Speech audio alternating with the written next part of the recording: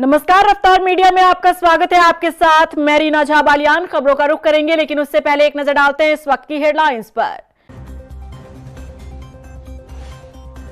One nation one election समिति ने टटोली उत्तराखंडियों की नब्ज। समिति ने गिनाए फायदे, राजनीतिक दलों से ली गई राय।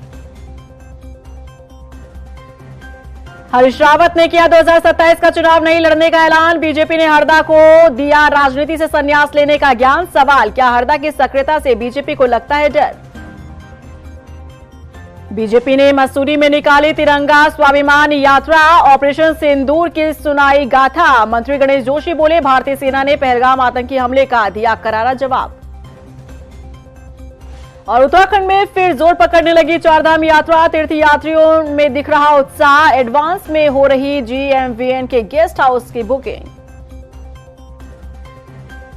और चलिए अब बुलेटिन की शुरुआत कर लेते हैं। एक देश एक चुनाव के मुद्दे पर एक बार फिर चर्चा जोरों पर है। भारत सरकार के स्तर पर गठित संयुक्त संसदीय समिति ने उत्तराखंड समेत सभी राज्यों से एक साथ चुनाव के फायदे और नुकसान पर विस्तृत रिपोर्ट मांगी। इस दौरान वन नेशन वन इलेक्शन के फायदे भी गिनाए गए। देखिए रिपोर्ट। एक देश एक चुनाव की चर्चा एक बार फिर जोर पकड़ने लगी है। भारत सरकार के स्तर पर गठित संयुक्त संसदीय समिति ने उत्तराखंड समेत सभी राज्यों से एक साथ चुनाव के फायदे और नुकसान पर विस्तृत रिपोर्ट मांगी है। चुनाव की नई व्यवस्था से होने वाले नफा नुकसान पर अध्ययन कर राज्य रिपोर्ट सौंपेंगे।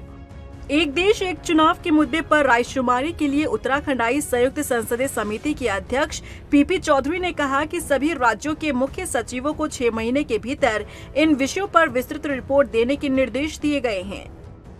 नहीं, मेरा मत तो हमारा मत जो है वही है जो आम जनता से जो अभी आया है इतना। और हम कह रहे हैं कि वन नेशन नहीं, मैं तो बहुत क्लियरली कह रहा हूँ कि वन नेशन वन इलेक्शन होना चाहिए। ये किसी पार्टी के हित में नहीं, राष्ट्र के हित में, ये नेशनल इंटरेस्ट में, ये आम मतदाता के इंटरेस्ट में, पूरे 140 करोड़ देशवासियों के इंटरेस्ट में। इसीलिए मैं कह रहा हूं कि ये होना चाहिए। इस मौके पर उत्तराखंड के मुख्यमंत्री पुष्कर सिंह धामी और बीजेपी सांसद ने कहा कि एक देश एक चुनाव को लेकर यहां की जनता का भी सकारात्मक रिस्पांस मिल रहा है। बहुत ही महत्वपूर्ण देश के इतिहास में स्वर्ण अक्षरों से लिखे जाने वाला जो निर्णय है, ये निर्णय हुआ है। इसमें JPC बनी है, लोकसभा में बिल पेश हुआ है और पूरे देश के अंदर इसकी चर्चा चल रही है।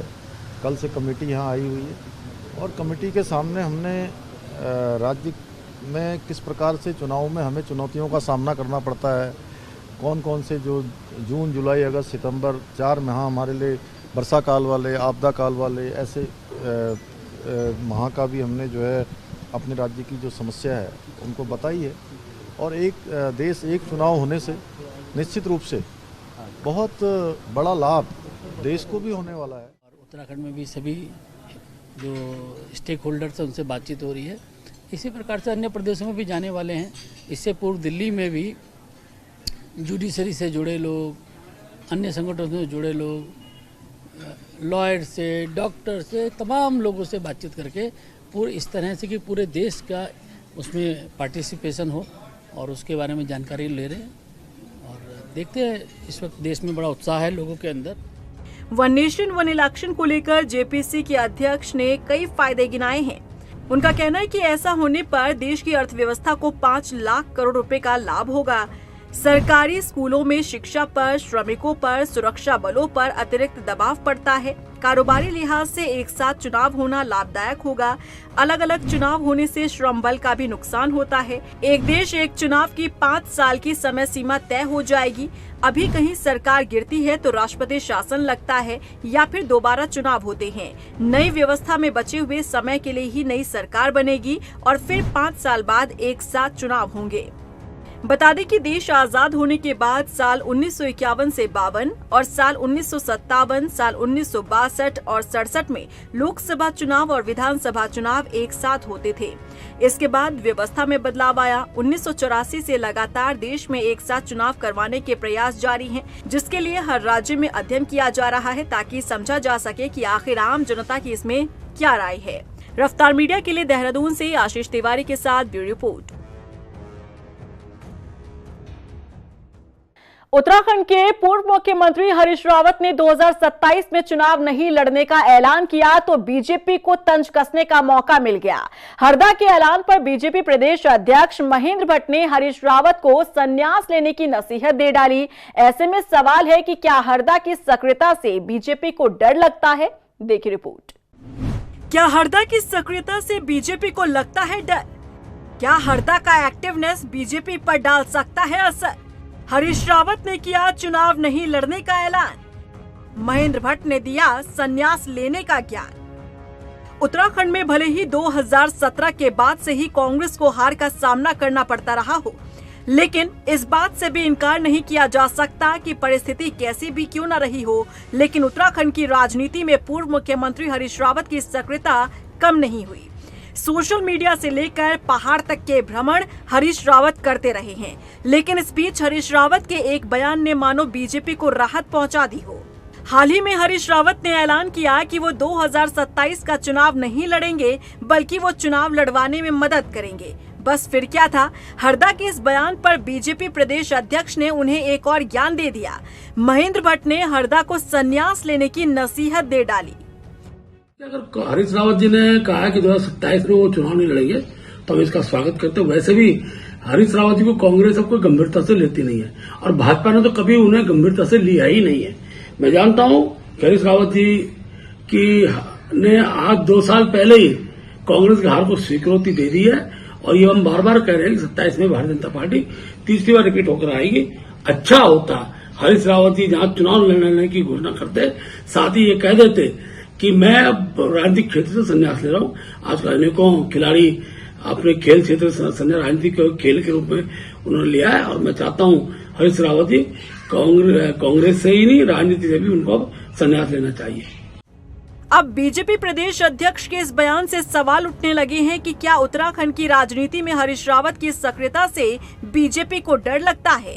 क्या हरदा का एक्टिवनेस बीजेपी को चुभने लगा है? क्योंकि साल 2017 में कांग्रेस की उत्तराखंड से विदाई की टीस पूर्व सीएम हरीश रावत के मन में अब भी होगी।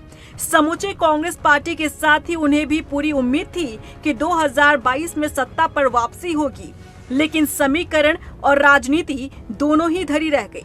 वहीं दूसरी तरफ विरोधियों को ये लगने लगा कि लगातार मिले चुनावी झटके अब हरदा को घर बैठा ही देंगे, लेकिन पूर्व सीएम हरीश रावत की सक्रियता फिर भी कम नहीं हुई। सियासी जीवन से जुड़ने के बाद कैसे जनता और कार्यकर्ताओं के बीच चर्चाओं में रहना है, ये बखूबी हरीश रावत जानते हैं। कभी सोशल मीडिया पोस्ट के जरिए तो कभी अपने बयानों के जरिए वो सुर्खियों में बने रहते हैं और कांग्रेस की चर्चा होती रहती है। लेकिन हरदा के चुनाव न लड़ने के ऐलान पर महेंद्र भट्ट की नसीहत कई सवाल खड़े करती है। रफ्तार मीडिया के लिए देहरादून से ब्यूरो रिपोर्ट। मसूरी में तिरंगा स्वाभिमान यात्रा का आयोजन कर बीजेपी ने लोगों को ऑपरेशन सिंदूर में भारतीय सेना के पराक्रम की गाथा को सुनाया। इस यात्रा में मसूरी विधायक और कैबिनेट मंत्री गणेश जोशी, बीजेपी युवा मोर्चा के राष्ट्रीय उपाध्यक्ष नेहा जोशी समेत बड़ी संख्या में बीजेपी कार्यकर्ता मौजूद रहे। कैबिनेट मंत्री गणेश जोशी ने कहा कि भारत की तीनों सेनाओं ने मात्र 2 दिन के भीतर पाकिस्तान को घुटनों पर लाकर पहलगाम आतंकी हमले का करारा जवाब दिया।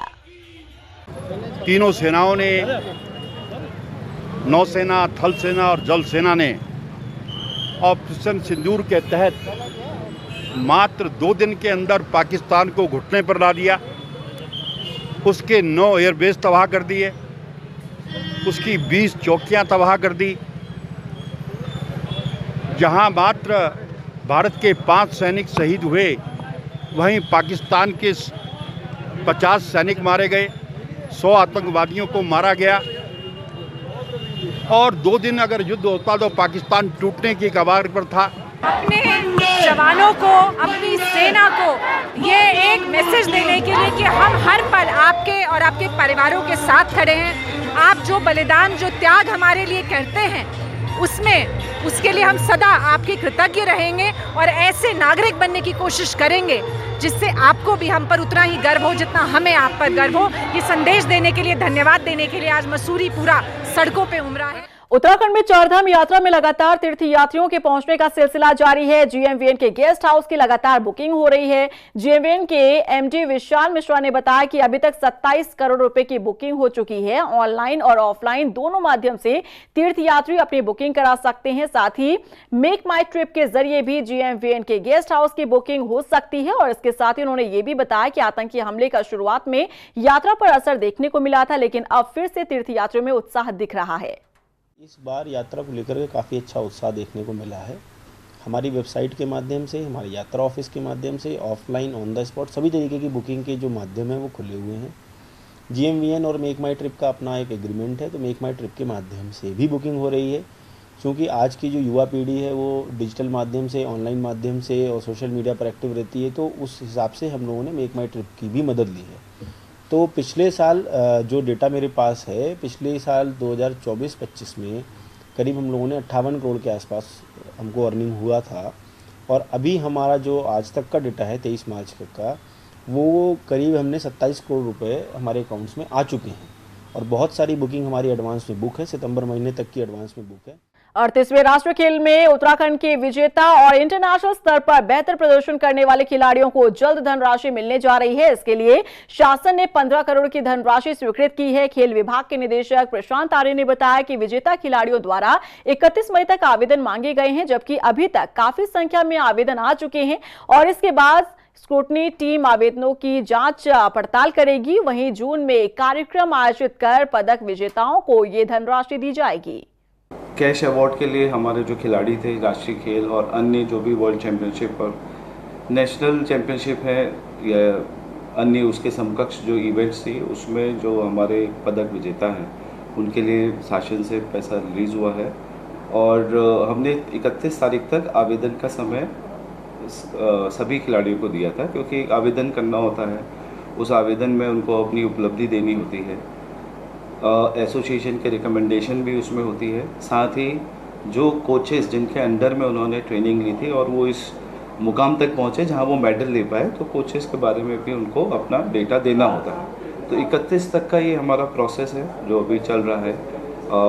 काफ़ी आवेदन आ गए हैं, संख्या में अभी अपडेटेड नहीं हूँ, 400 के आसपास आवेदन थे, अभी वर्तमान में अपडेटेड नहीं हूँ। हल्द्वानी विधानसभा क्षेत्र के विधायक सुमित हृदयेश ने लोक निर्माण विभाग, सिंचाई विभाग, कुमाऊं मंडल विकास निगम, मंडी परिषद और जल संस्थान के अधिकारियों के साथ समीक्षा बैठक की, जिसमें विधानसभा क्षेत्र में चल रहे विकास कार्यों की जानकारी ली गई और साथ ही अधिकारियों को जल्द अधूरे कार्य पूरे करने के निर्देश दिए।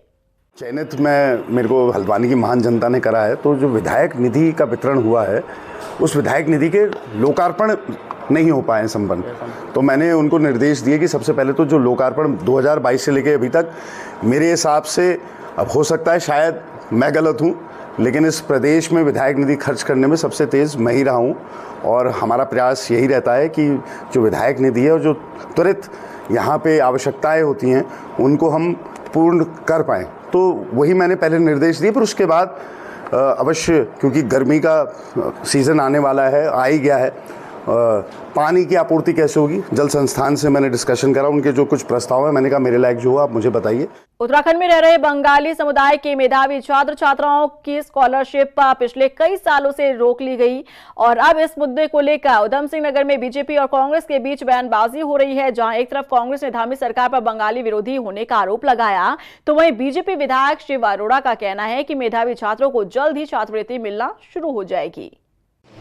आदरणीय स्वर्गीय नारेंद्र तिवारी जी की कृपा से हमारे बच्चों को, अनुसूचित जाति के बच्चों को बराबर वजीफा मिलता रहा, लाखों करोड़ों मिल चुका है। जब से धामी जी की सरकार आए, ऑनलाइन के नाम से हमारे बच्चों को वजीफा नहीं दिया जाता है। ऑनलाइन के नाम से सारे खा गए, कहाँ गया वो वजीफा? क्या सरकार गरीब हो गई? ये बंगाली विरोधी हैं, मैं साफ साफ कहना चाहता हूँ। गुरुसाहिब ठाकुर के नाम से, गुरुसाहिब ठाकुर के नाम से 2 करोड़ का एक फंड बना, आज तक वो अस्तित्व में आया नहीं। देखिए, जो हमारा जो हरिचांद गुरुचांद जो कोष है, तो बंगाली समाज के जो हमारे मेधावी छात्र हैं जो उच्च शिक्षा में जाते हैं और उच्च शिक्षा में आर्थिक कमी के कारण से वो कई बार आगे नहीं बढ़ पाते, उनके सहयोग के लिए है। ये एक पत्र मैंने स्वयं माननीय मुख्यमंत्री जी को दिया था और माननीय मुख्यमंत्री जी ने सचिव समाज कल्याण को उस पत्र के आधार पर निर्देशित कर दिया। मुझे पूरा विश्वास है शीघ्र अतिशीघ्र हरिचांद गुरुचांद जो हमारा कोष है उसमें इसी बार से मेरा प्रयास रहेगा कि उसमें राशि आ जाए और हमारे बंगाली जितने मेधावी छात्र उच्च शिक्षा के लिए जाते हैं उन्हें वो प्राप्त हो जाए। फायर सीजन शुरू होने के बाद से उत्तराखंड में वन अग्नि पर नियंत्रण को लेकर वन विभाग अलर्ट मोड पर है। वन विभाग के हॉफ डॉक्टर धनंजय मोहन का कहना है कि पिछले साल के मुकाबले इस बार वन अग्नि के मामले बहुत कम हैं और जितनी भी छुटपुट घटनाएं हो रही हैं उनका तुरंत निस्तारण किया जा रहा है। साथ ही उन्होंने कहा कि इस बार integrated control and command system के जरिए वन अग्नि पर काबू पाया जा रहा है। देखिए, आपने ठीक कहा, इस साल वनाग्नि की घटनाएं बहुत कम हैं पिछले साल के मुकाबले।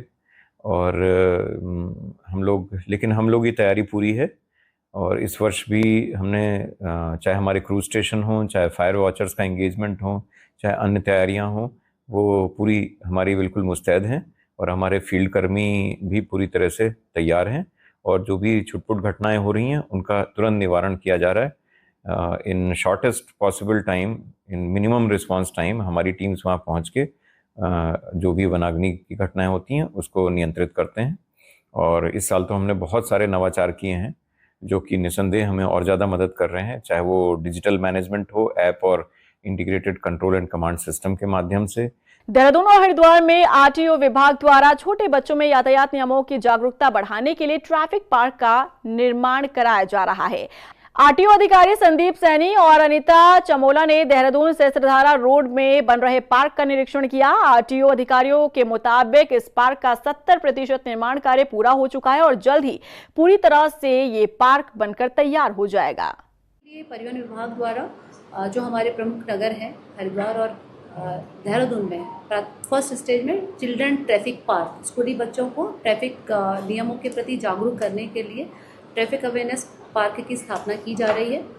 देहरादून में और हरिद्वार में इसकी शुरुआत हो चुकी है और आज हमने देहरादून स्थित जो MTTA पार्क है सहस्त्रधारा रोड पे हेलीपैड के पास आज संयुक्त परिवहन आयुक्त सनत सर के द्वारा और हमारी टीम के द्वारा, जिसमें कि आरटीओ प्रशासन भी थे और जो कार्यदायी संस्था थी वो भी थे, तो उनके द्वारा एक जॉइंट इंस्पेक्शन वहाँ का किया गया। पार्क लगभग 75% पूरा हो चुका है और सितंबर लास्ट तक उसके पूर्ण होने की उम्मीद है।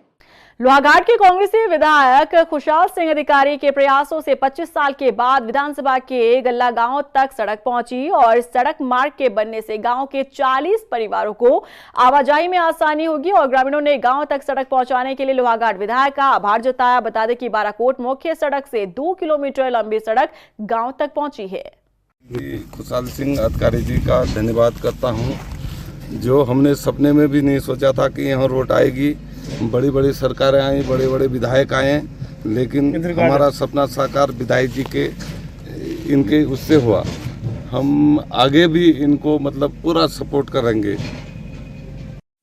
मैं माननीय विधायक श्री खुशहाल सिंह अधिकारी जी का बहुत धन्यवाद अदा करता हूं, जिन्होंने हमारी बात को जो है आगे रखा और हमारा जो कार्य आज जो है बहुत लंबे समय के बाद, कम से कम 25 साल से हम लोग इस रोड के लिए प्रयास कर रहे थे, लेकिन आज थोड़ा सा इनके प्रयासों से ये हमारे लिए थोड़ा संभव हो पाया है।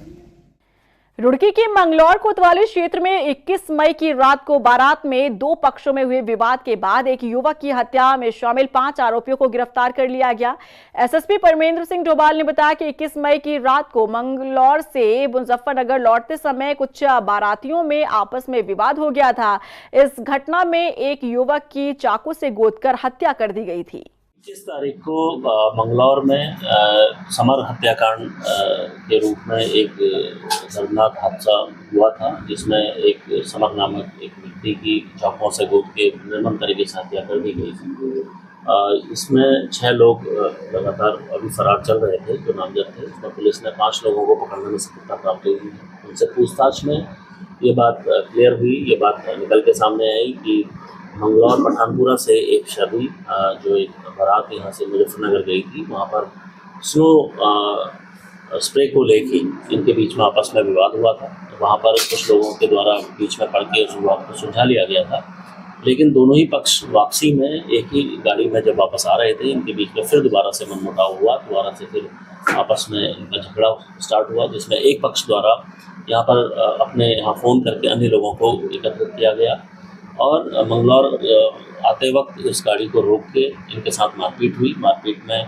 चाकुओं से गोदकर समर की हत्या कर दी गई थी। वहीं अल्मोड़ा में पुलिस ने बड़ी कार्रवाई करते हुए 21 लाख रुपए से अधिक कीमत के गांजे के साथ एक तस्कर को गिरफ्तार किया। पुलिस टीम ने चेकिंग के दौरान नशे के खिलाफ इस कार्रवाई को अंजाम दिया। आरोपी के कब्जे से पुलिस ने 9 कट्टों में 84 किलोग्राम से ज्यादा गांजा बरामद किया है। देखिए, नशे के खिलाफ हमारा ये अभियान लगातार जारी है। आज पुनः एक बड़ी कार्रवाई करते हुए भतरोज खान थाना पुलिस ने 84 केजी से अधिक गांजे के साथ एक अभियुक्त को गिरफ्तार किया है। इसमें एक अभियुक्त फरार है। पूछताछ के दौरान ये बात सामने आई कि पौड़ी जनपद के बॉर्डरिंग, जो हमारा अल्मोड़ा पौड़ी के जो बॉर्डरिंग में एक गांव है, वहां से वो लेके आ रहे थे, काशीपुर की तरफ लेके जा रहे थे।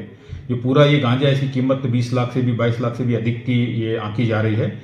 और मैं आपके माध्यम से ये भी बताना चाहूंगा कि भविष्य में हमारी ये कार्रवाई लगातार जारी रहे। और इसी के साथ फिलहाल इस बुलेटिन में बस इतना ही, लेकिन चलते चलते एक नजर डालते हैं इस वक्त की हेडलाइंस पर। वन नेशन वन इलेक्शन समिति ने टटोली उत्तराखंडियों की नब्ज। समिति ने गिनाए फायदे, राजनीतिक दलों से ली गई राय। हरीश रावत ने किया 2027 का चुनाव नहीं लड़ने का ऐलान। बीजेपी ने हरदा को दिया राजनीति से संन्यास लेने का ज्ञान। सवाल, क्या हरदा की सक्रियता से बीजेपी को लगता है डर?